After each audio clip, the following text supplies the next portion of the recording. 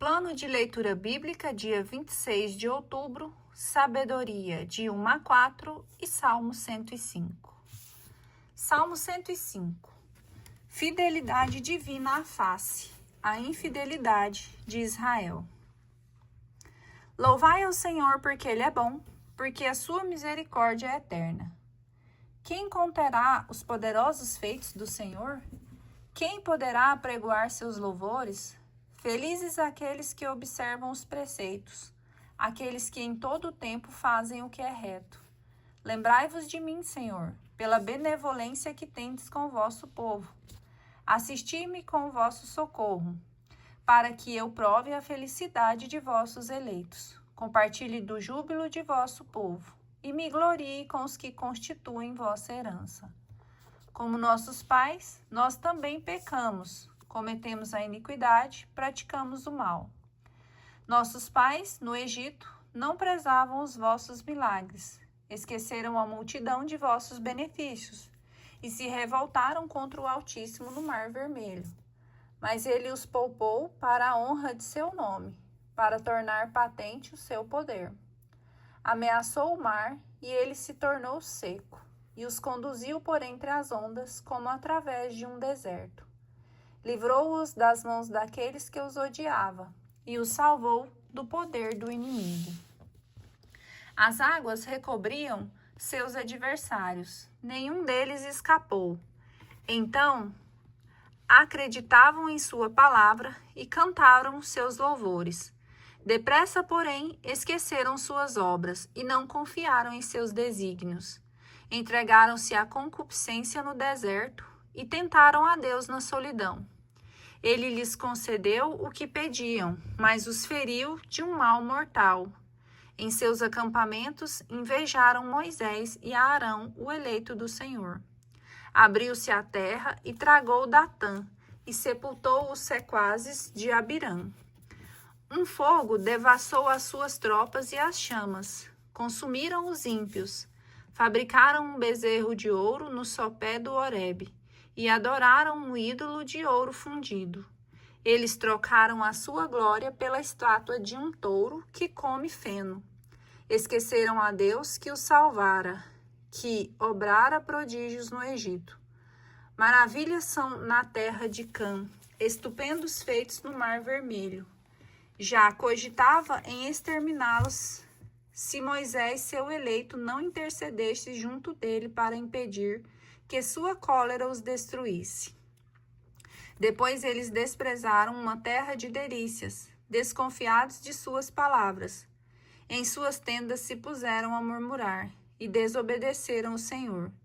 Então, com uma mão alçada, ele jurou que havia de prostrá-los no deserto e dispersar sua descendência entre as nações pagãs, disseminando-os por toda a terra. Aderiram também ao Baal de Fegor, comeram vítimas oferecidas a deuses sem vida, e, provocando-o com seus crimes, uma peste irrompeu entre eles. Mas levantou-se Finéias para fazer justiça. Cessou a peste. Seu zelo lhe foi imputado como mérito, de geração em geração para sempre. Em seguida, irritaram a Deus nas águas de Meriba, e adveio o mal a Moisés por causa deles, porque o provocaram tanto. Palavras temerárias saíram de seus lábios. Não exterminaram os povos como o Senhor lhes havia ordenado, mas se misturaram com as nações pagãs e aprenderam seus costumes. Prestaram culto aos seus ídolos, que se tornaram um laço para eles. Imolaram seus filhos e suas filhas aos demônios. Derramaram o sangue inocente, o sangue de seus filhos e de suas filhas, que aos ídolos de Canaã sacrificaram. Seu país ficou manchado com esse sangue. Eles se contaminaram com homicídios e se prostituíram com seus crimes. Então se inflamou contra seu povo a cólera divina, e Deus teve aversão de sua herança. Ele os entregou nas mãos das nações pagãs e foram dominados pelos que os odiavam. Oprimiram-nos os seus inimigos, foram submetidos ao seu jugo. Muitas vezes ele os libertou, mas sua conduta o exasperou de tal modo que foram abatidos por causa de suas iniquidades. Entretanto, vendo a sua aflição, ouviu-lhes as orações em favor deles, lembrou-se de sua aliança, e por sua misericórdia deles se apiedou, e fez com que encontrassem a clemência junto aos que tinham aprisionado. Salvai-nos, Senhor nosso Deus, e recolhei-nos entre as nações, para que possamos celebrar o vosso santo nome e ter a satisfação de vos louvar. Bendito seja o Senhor Deus de Israel pelos séculos dos séculos, e que todo o povo diga amém. Sabedoria 1-4. Livro da Sabedoria. Disposições exigidas pela sabedoria. Juízo definitivo. Amai a justiça, vós que governais a terra. Tende para com o Senhor sentimentos perfeitos, e procurai na simplicidade de coração, porque ele é encontrado pelos que não o tentam, e se revela aos que não lhe recusam sua confiança. Com efeito, os pensamentos tortuosos afastam de Deus, e o seu poder, posto à prova, triunfa dos insensatos. A sabedoria não entrará na alma perversa, nem habitará no corpo sujeito ao pecado. O Espírito Santo, educador das almas, fugirá da perfídia, se afastará dos pensamentos insensatos, e a iniquidade que sobrevém o repelirá. Sim, a sabedoria é um espírito que ama os homens, mas não deixará sem castigo o blasfemador pelo crime de seus lábios, porque Deus lhe sonda os rins, penetra até o fundo de seu coração e ouve as suas palavras. Com efeito, o Espírito do Senhor enche o universo, e ele, que tem unidas todas as coisas, ouve toda a voz. Aquele que profere uma linguagem iníqua não pode fugir dele, e a justiça vingadora não o deixará escapar, pois os próprios desígnios do ímpio serão cuidadosamente examinados. O som de suas palavras chegará até o Senhor, que lhe imporá o castigo pelos seus pecados. É, com efeito, um ouvido cioso que tudo ouve, nem a menor murmuração lhe passa despercebida. Acautelai-vos, pois, de queixar-vos inutilmente. Evitai que a vossa língua se entregue à crítica, porque até mesmo uma palavra secreta não ficará sem castigo, e a boca que acusa com injustiça arrasta a alma até a morte, arrasta a alma à morte. Não procureis a morte por uma vida desregrada, não sejais o próprio artífice de vossa perda. Deus não é o autor da morte.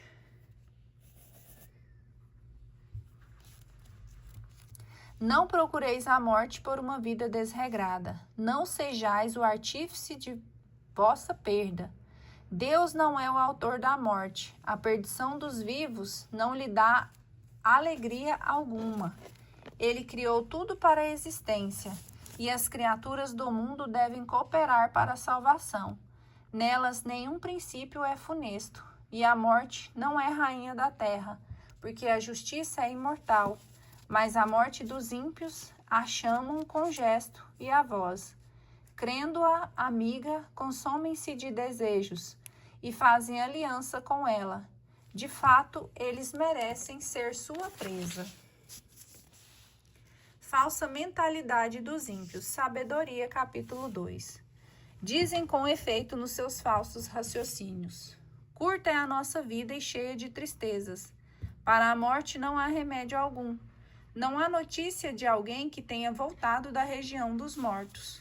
Um belo dia, nascemos, e depois disso seremos como se jamais tivéssemos sido. É fumaça a respiração de nossos narizes, e nossos pensamentos uma centelha que salta do bater de nosso coração. Extinta ela, nosso corpo se tornará pó, e o nosso espírito se dissipará como um vapor inconsistente. Com o tempo, nosso nome cairá no esquecimento, e ninguém se lembrará de nossas obras. Nossa vida passará como os traços de uma nuvem. ela desvanecerá como uma névoa, que os raios do sol expulsam e que seu calor dissipa.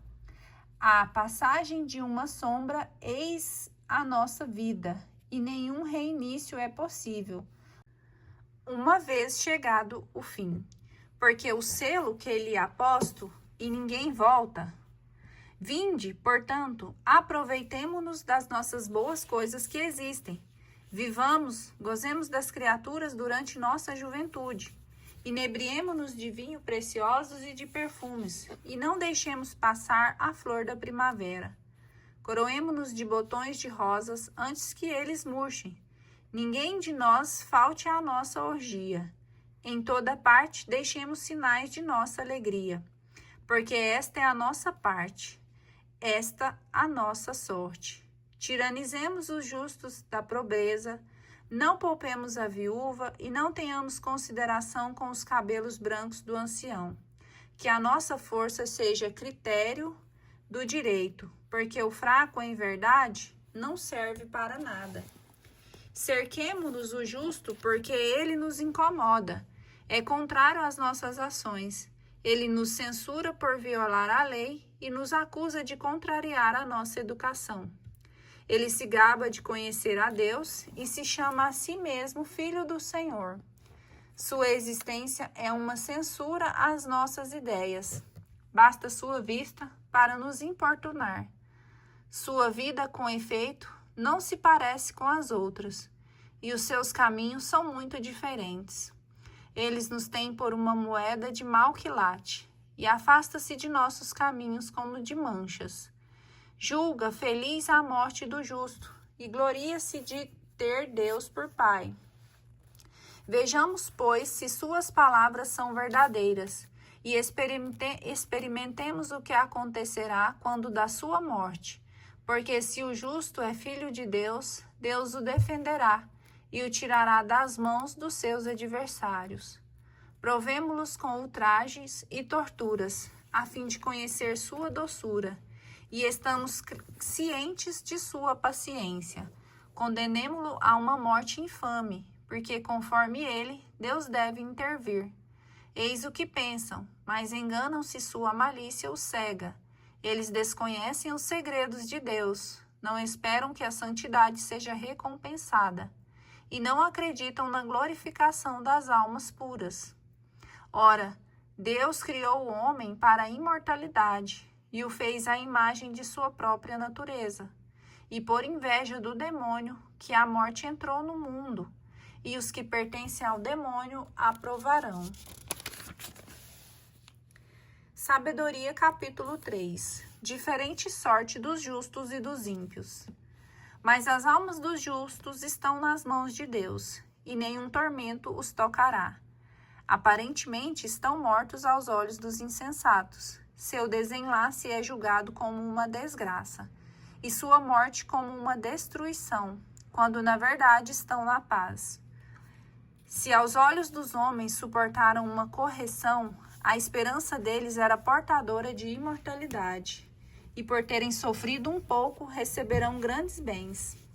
Porque Deus, que os provou, achou-os dignos de si, e os provou como ouro na fornalha, e os acolheu como holocausto.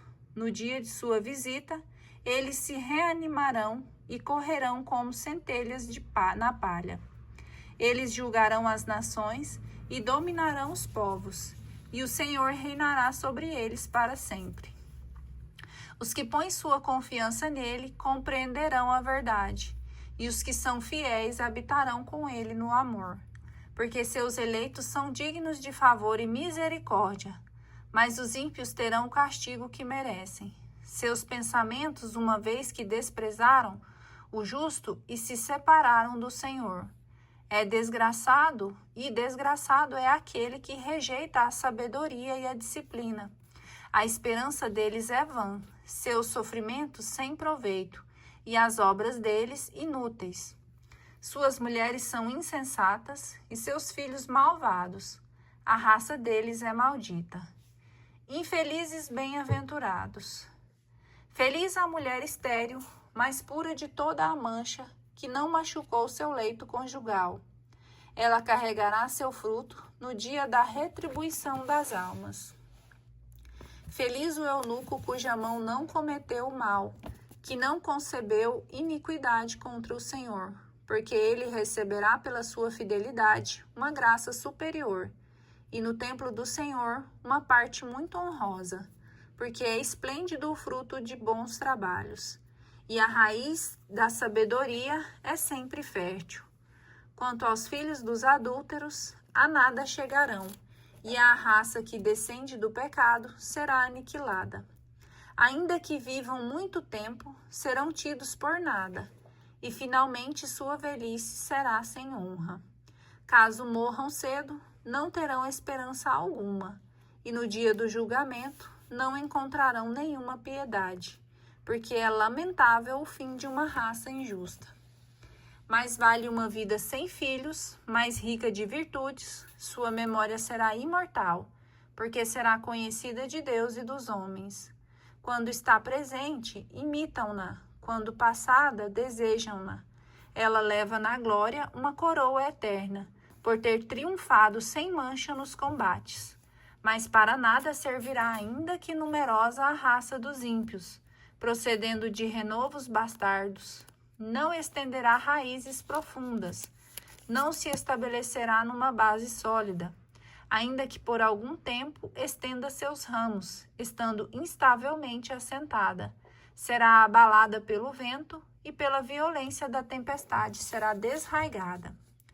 Os galhos serão quebrados antes do desenvolvimento. O fruto deles será inútil, verdes, para ser comido, e o impróprio para qualquer uso. Porque os filhos nascidos de uniões ilícitas serão no dia do juízo testemunhas a deporem contra seus pais. Morte de um jovem santificado. Quanto ao justo, mesmo que morra antes da idade, gozará de repouso. A honra da velhice não provém de uma longa vida, e não se mede pelo número dos anos, mas é a sabedoria que faz as vezes dos cabelos brancos.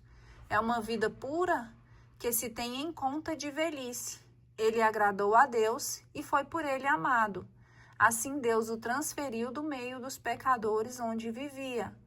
Foi arrebatado para que a malícia lhe não corrompesse o sentimento, nem a astúcia lhe pervertesse a alma, porque a fascinação do vício atira um véu sobre a beleza moral, e o movimento das paixões mina uma alma ingênua.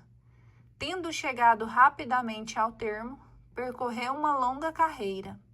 Sua alma era agradável ao Senhor, e é por isso que ele o retirou depressa do meio da perversidade. Os povos que veem esse modo de agir não compreendem e não refletem nisto, que o favor de Deus e sua misericórdia são para seus eleitos, e sua assistência está no meio de seus fiéis.